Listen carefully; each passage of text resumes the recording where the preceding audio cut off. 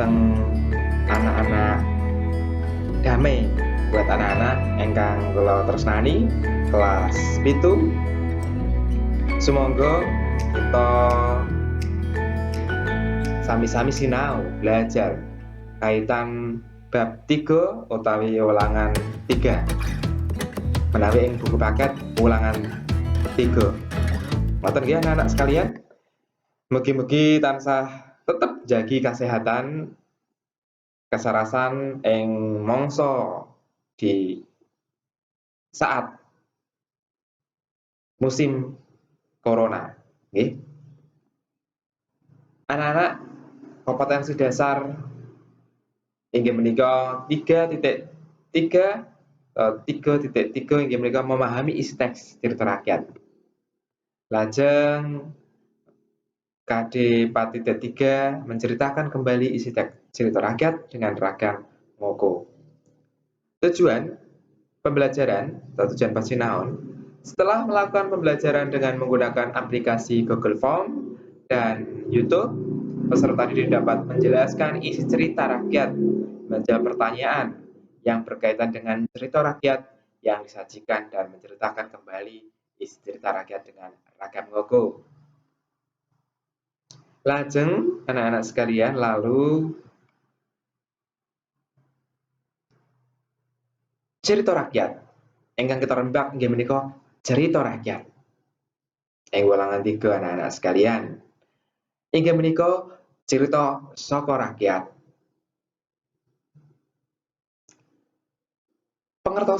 Pengertian cerita rakyat yaiku cerita kang asale saka masyarakat lan ngrembaka. Ngrembaka itu napa nggih? Ngrembaka niku inggih menika berkembang. Sumebar ana ning satengahing masyarakat kang bisa awujud lesan lan tulisan. Sumebar itu berarti anak-anak bisa dimangerteni inggih menika tersebar nggih, sumebar tersebar ya. Nah, awujud lesan inggih menika bisa uga anak-anak dipahami dari mulut ke mulut utawa dari omong ke omong ya, dari bicara ya, dari pembicaraan lah ngoten nggih, bisa diartike, bisa ditegesi, dipahami ngoten niku. Lajeng lalu ancas tujuan cerita rakyat anak-anak sekalian. Napa niku? Apa itu? Menehi pitutur becik, memberikan ajaran baik utawa budi pakarti. Lajeng lalu perangan atau jenis cerita rakyat wonten kathah ada banyak. Inggih menika yaitu mitos, fabel, legenda, sejarah, roman, hikayat, babat. Kirang langkung kurang lebih wonten 7, ada 7 anak-anak sekalian. Lajeng selanjutnya pangertosan mitos atau mite inggih menika dongeng kang ana hubungan karo alam lelembut atau alam gaib atau alam gaib. Intine mitos mite itu nggih bisa dipercaya napa bisa mboten, jadi pitados atau tidak. Ngoten niku nggih. Hubungan dengan alam atau lelembut atau alam gaib. Nggih, bisa dipercaya atau mboten. Tuladhane inggih menika Timun Mas Joko Tarub. Nah, niku ing masyarakat dadosaken napa nggih? Mitos. Bisa dipercaya bisa mboten nggih, saged dipitados atau tidak. Ya, gitu nggih. Materi ingkang kita rembak inggih menika Timun Mas lan Joko Tarub ing buku paket. Nggih, tuladha sanese contoh lain ada Nyi Roro Kidul, Nyi Blorong, nggih, Gendruwo, Tuyul lan liya-liyane dan lain-lainnya. Lajeng fabel, pangertosanipun yaiku dongeng kang perangane awujud kewan kang bisa celatu kaya manungsa. Artinya berkaitan dengan hewan, binatang-binatang yang bisa berbicara kaya dene seperti manusia. Ya, kemiripan ngoten nggih. Ya, kathah sangat fabel dari mangsa di saat kita kecil nggih, ada cerita tulodo inggih menika Kancil Nyolong Timun. Kancil kok nyolong timun nggih. Niku dari dahulu zaman riyen ya, itu nate atau pernah dibicarakan diceritani ngoten niku. Kancil karo boyo, kancil karo macan, gajah musuh, musuh semut, lan sak panunggalannya dan lain-lain. Niku sering terdengar cerita-cerita awujud fabel. Lajeng legenda. Yaiku dongeng gegandengan berhubungan karo dumadine sawijining papan, gegandengan berhubungan ya berkaitan ke tempat, ke barang. Tuladha asal usul rawa pening, asal usul dewa desa Grantung, watu maling kundang lan liya-liyane. Nggih anak-anak sekalian, kados dumadine kutha Pekalongan niku wonten nggih. Nah, kathah sanget nggih dan lain-lain. Lajeng hikayat yaiku cerita kang membahas babagan peragane kanthi jelas. Jadi membahas, menceritakan, ngrembug hal tokoh peragane, perangane, peragane iki tokoh nggih, tokoh raga praga ya, kanthi jelas. Tuladhane hikayat hang tua, berarti bahas kata hang tua hikayat Bahtiar. Jadi bahas tokoh Bahtiar lan liya-liyane nggih. Nah, nggih, buku paket kaca kawan dasa 6 lan kawan dasa 8 saged panjenengan buka buku paket kaitan Timun Mas lan Joko Tarub. Ngoten nggih. Lajeng pangertosan babat. Yaiku cerita kang bahas lan wonten ana bukti lah. Nek mau bahas paraga tokoh, nek ini bahas ning wonten bukti, bukti nyatane. Nggih, bukti nyatane. Dadi diparingi bukti-bukti nyata. Ora mung bahas tokoh ning diparingi bukti-bukti nyata niku babat. Nang wis tambahi cerita kang ora genah lah niki. Tapi sudah ditambah cerita lain, artinya wonten variasi, ditambah variasi-variasi lain nggih. Tuladha babat Tanah Jawi, babat Mataram, babat Majapahit lan liya-liyane. Babat Tanah Jawi bahas cerita bahas lan wonten bukti cerita Tanah Jawi ngoten nggih. Ning ditambahi referensi lain atau ditambahi hal-hal lain nggih. Lajeng sejarah iku cerita kang bener-bener kedadian lan ana bukti nyatane. Ana nggih niku tulisane pengetikane ngoten nggih pada kurang pas nggih.